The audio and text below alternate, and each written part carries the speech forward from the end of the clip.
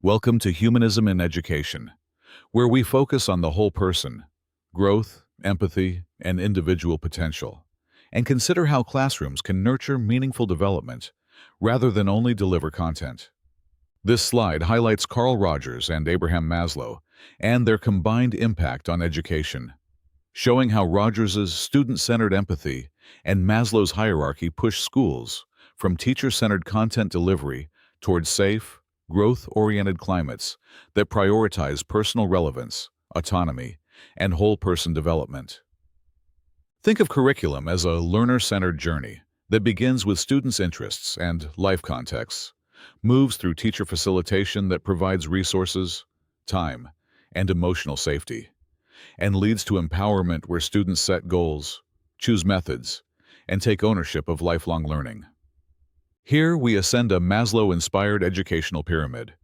Classrooms first meet basic psychological needs to create safety, then introduce meaningful challenge to spark growth, and finally support self-actualization so learners pursue peak experiences and realize individual potential rather than simply earning credentials.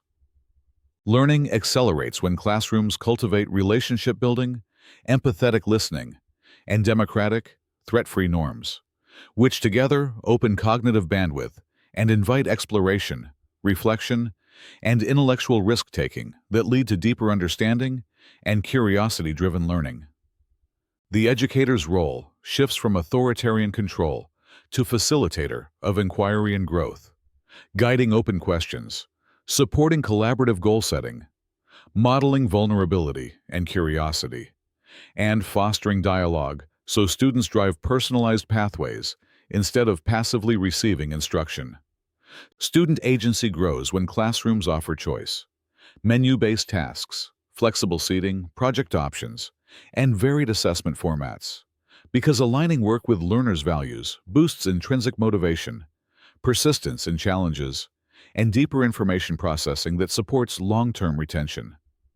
Assessment becomes student-centered through portfolios, learning journals, student-led conferences, and negotiated rubrics, shifting evaluation into collaborative dialogue that foregrounds reflection and growth, while still providing rigorous evidence of academic and personal development.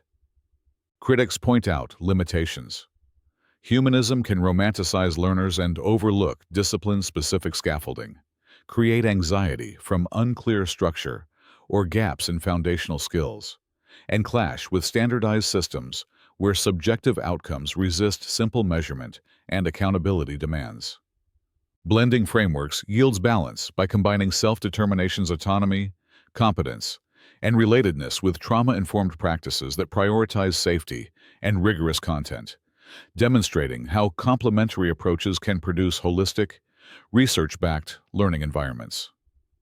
In virtual classrooms, technology can amplify humanistic goals by personalizing pathways and fostering global peer communities.